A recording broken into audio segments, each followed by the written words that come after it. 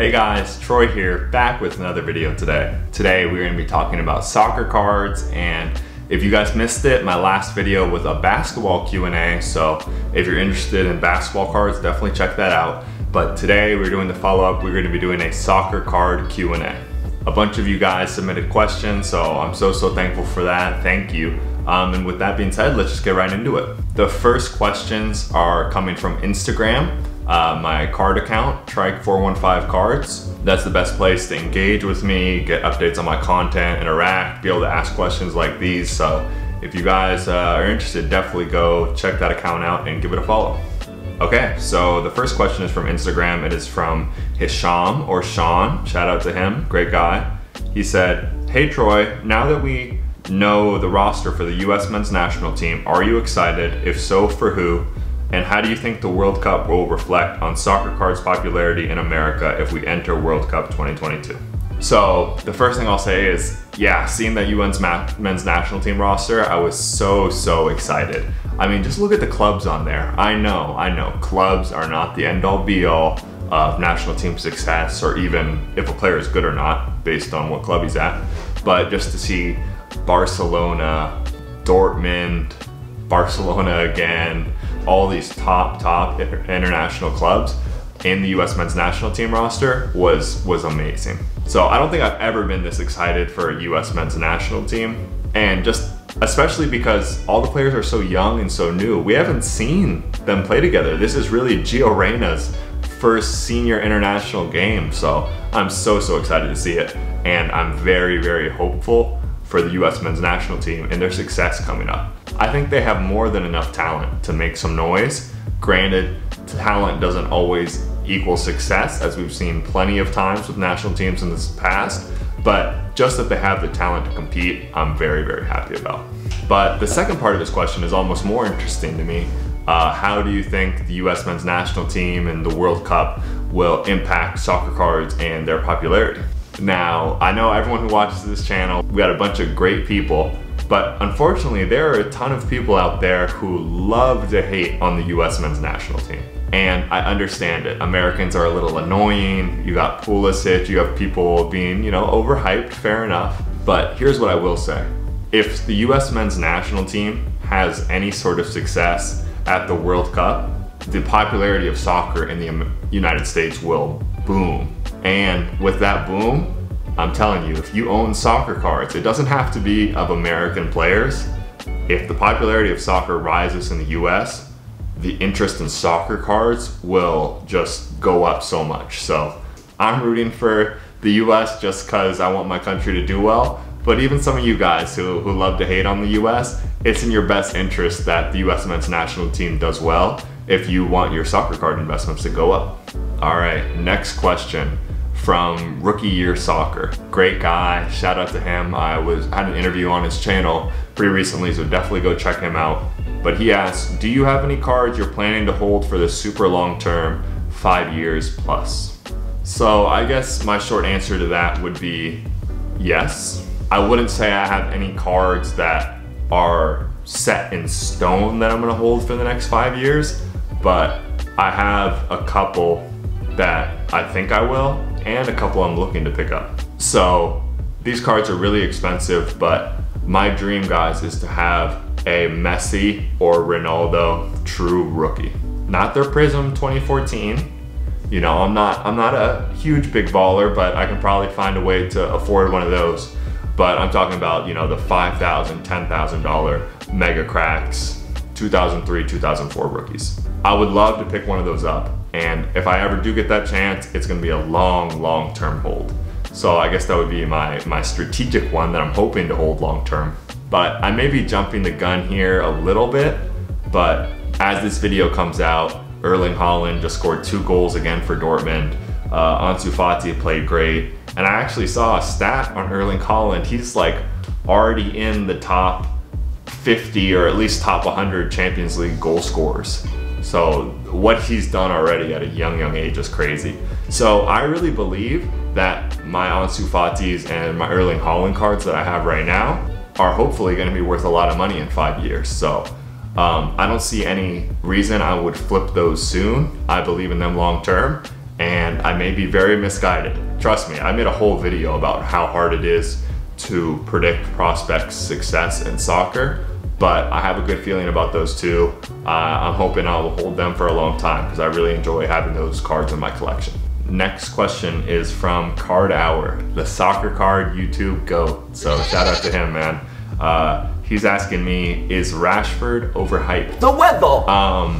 I guess, once again, my short answer would be probably yes. He plays for Manchester United, he plays for England, potentially the two most, hyped teams in the entire world. So does he have more fans, more attention than other players who are better than him?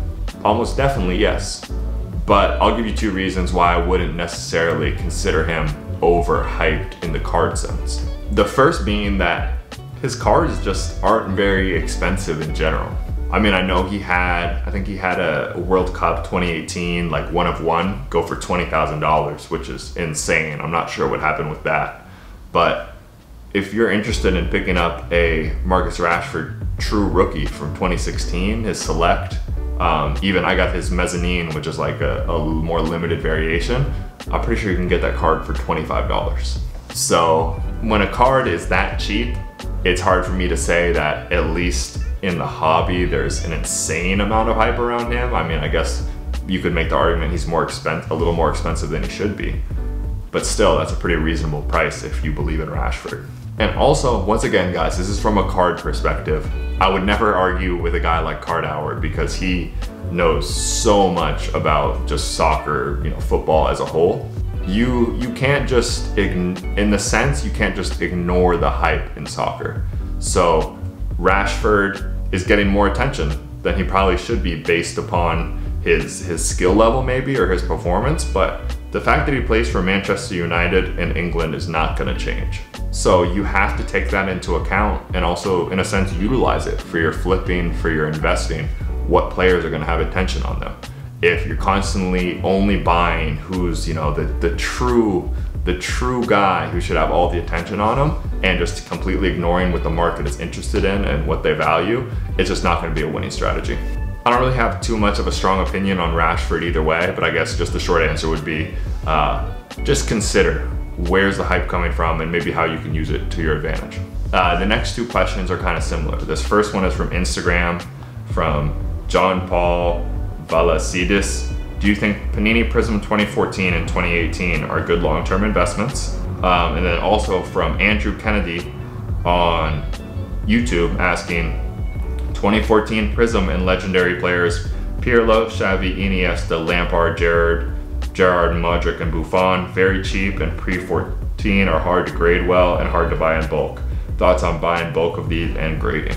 So my first answer would be, if capital is not an issue to you, like money, I would always go for their true rookie before I would go for their first Prizm card. Now I know guys like Messi and Ronaldo, they have true rookies. Iniesta, Gerrard, some of these guys he mentioned. I'm not the most knowledgeable off the top of my head exactly what their true rookie is, but whether it's a sticker or a card, I'm confident there are some out there. If I had the chance to find their true rookies in especially a PSA 10, it's a much lower pop than Prizm. It's gonna hold more value and sentiment to collectors and investors alike. I would go for their true rookies, whether it's a sticker or a card, before I invest in their first Prizm. In terms of whether I think investing in Prizm World Cup in general is a good idea, I would say especially for newer players, more modern players, if the Prizm is their first major appearance in a card brand, I think it's a great idea for sure. Those will see a rise at some point, especially I think during the 2022 World Cup. Once that Prizm set releases, the hype is going to be so crazy, it's going to be insane, out of control for people wanting to get that. People are going to be like, wait a minute, what's going on with the prices? 2018 and 2014 prices need to catch up. So I think at the very least you will see a sharp rise there. So I guess the short answer would be, for Legends, I would prefer a true rookie. I think it's possible you see a small rise over time in their later, first Prizm World Cup cards. But for modern players, I think that their Prizm World Cups will definitely rise at some point, especially at the 2022 World Cup. So if you can pick up your Ronaldo, Messi, and Mbappe, I'm not necessarily telling you have to buy that or you should, but I would predict that yes, you will see a rise in those at some point. As I mentioned in my market crash video, that went like this. I do not believe it's just gonna go down forever. You know, up, down, and then I think it'll come back up again. Next question is from Andrew Kennedy. I think this is a great question for international sellers / buyers. Star Stock has introduced soccer cards. Thoughts on $0 insertion fee and 5% selling fee? Will you start selling on Star Stock versus COMC? This is a big American pride video, guys. I am all for competition in the market. I think it's great that Star Stock is getting into soccer cards. Those fees are so low, I'm actually gonna assume that they're better than COMC, so I'll definitely look to check that out. This next question is from Behavieri. What do you think about Topps cards? I've recently bought Mint Topps Crystal RB Leipzig Timo Werner for about $5 seems like a good deal. I have nothing against Topps cards. I think they're great. I mean, especially Topps Chrome is amazing. I'll be honest, when I first read this question, I thought he was talking about Timo Werner actually has, I believe it's Stuttgart Topps card, which came out way before his first World Cup Prizm. And that card is actually very cheap as well. I'm not super familiar off the top of my head with the particular Topps card he's referencing here for Timo Werner, but I guess my short answer would be, don't get so stuck being focused on Prizm. Prizm is not the end all be all, especially for some of these guys, like I just mentioned Werner, they have cards that came out way before their Prizm. So in my opinion, unless it's something crazy like a Match Attacks, I'm sorry for all you guys who like that brand, I'm not a believer in it personally. If you can find those older cards, maybe a little bit rarer, lower population, in good condition, I think those are amazing. I would much rather have that than just a regular Prizm, which there's a ton of them out there. So once again, I apologize for not knowing a ton about that particular card off the top of my head, but in general, yeah, don't be so fixated on Prizm and you can find some amazing deals out there. Next question is from Astro Boy. Appreciate you, man. My question is, to buy a signature card of a certain player, like for example, Lewandowski, does it matter if it is a popular brand like Prizm and Select, or as long as the design looks good like Obsidian, then it should hold the same value? Now, that question is somewhat similar to the last one that was asked. Once again, I'll reiterate, don't be so focused on Prizm. However, I will say in your particular example, if you're talking about Obsidian, that card really doesn't hold any particular significance when it comes to Lewandowski. It's not a rookie card. It's not even from like a World Cup, and it's not his first appearance in a major card set. I, in general, would not advocate you investing in cards that don't hold any significance to the player. I'm not saying you can't make money or you can't collect it, but that's not personally where I would put my money. I don't necessarily love Prizm or Select so much just because they're, you know, the only brand I respect. It's just because, in general, those brands represent the player's first major card appearance. That's what I value. Like, I bought an Ansu Fati Contenders, not because I think Contenders is the best brand out there, but because, once again, it's kind of his first major card appearance. So yeah, quick answer, no, you don't have to only buy Prizm and Select, but I would be careful investing in brands like Obsidian if it's not a rookie, it's not his first major card, and it's just kind of a random one floating about. Next question from Hunter Glenn. Who are good cheap investments to take a chance on options? Unfortunately, one of them has kind of been taken away from me. I think I saw this question and I was gonna say Diego Jota from Liverpool, formerly from Wolves. He has been tearing it up, scoring a whole bunch of goals. But unfortunately, his cards have, I don't want to say skyrocketed, but they've gone up a lot. There's been a ton of interest in his first Prizm. Off the top of my head, two guys who I talk about a lot, Timothy Weah and Josh Sargent, I think have a chance, are low risk, they're only $10, and they could absolutely boom if they have big performances for the national team.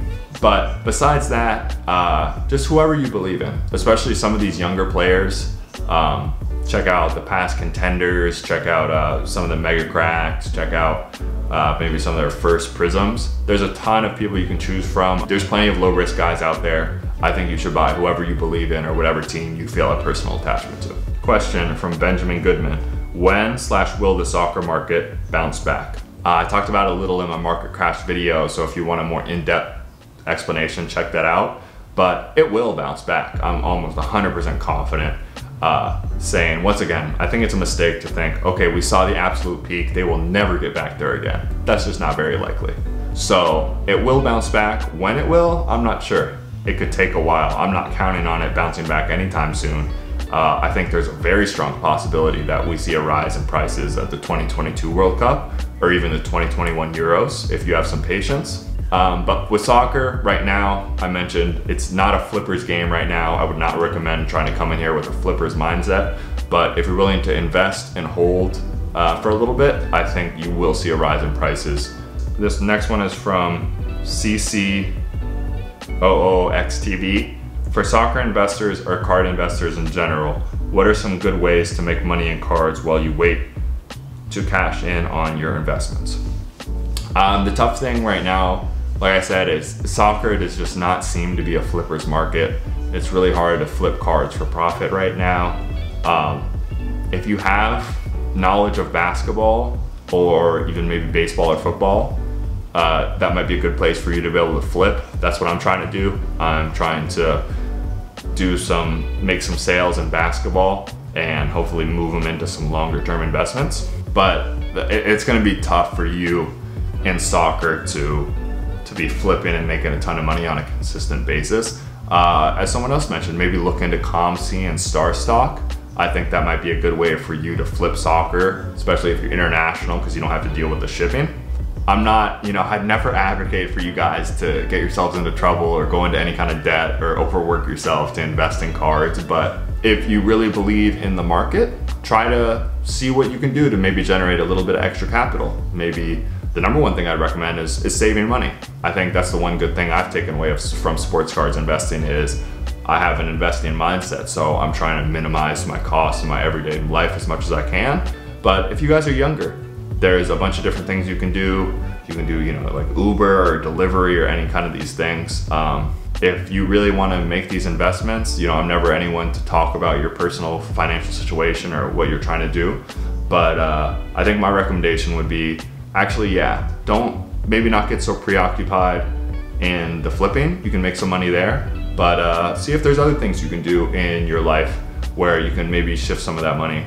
Only what you can afford, obviously, towards long-term soccer investments. Next question is from Lucy A. What is your opinion about grading? Should we keep cards in raw or RO, trade, or get graded?